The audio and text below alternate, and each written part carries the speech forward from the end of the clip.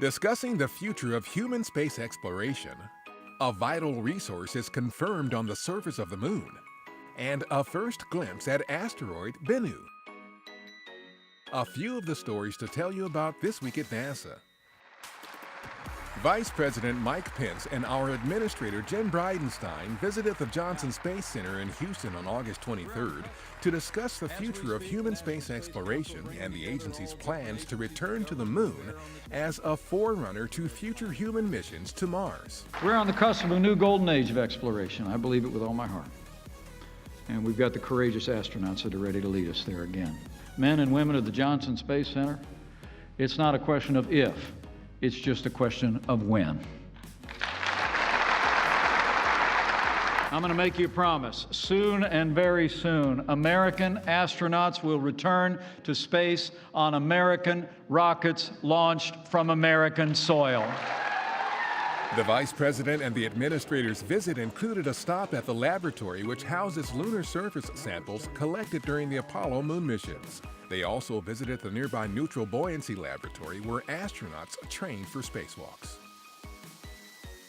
Data collected by our Moon Mineralogy Mapper instrument, which flew aboard India's first mission to the moon, have been used by a team of scientists to identify 3 specific signatures that definitively prove there's water ice within the top few millimeters of the lunar surface in the darkest and coldest parts of our moon's polar regions.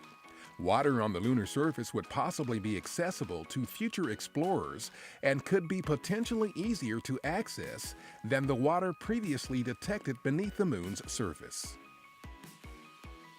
Our OSIRIS-REx spacecraft has sent back its first image of asteroid Bennu.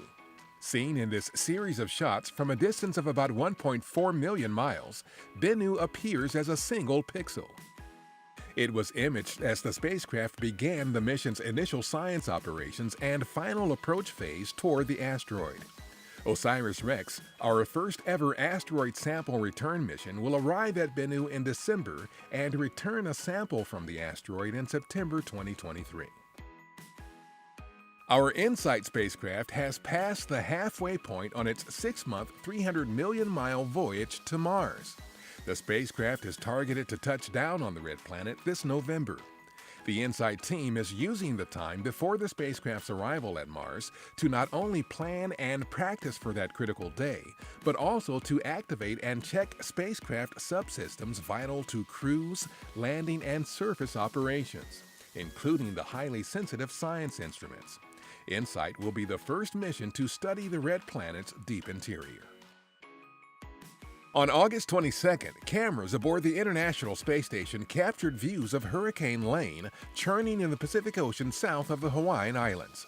At the time the footage was captured, the storm was a major hurricane packing winds of 155 miles per hour and was moving on a track toward the Hawaiian Islands. That's what's up this week at NASA. For more on these and other stories, follow us on the web at nasa.gov/twan.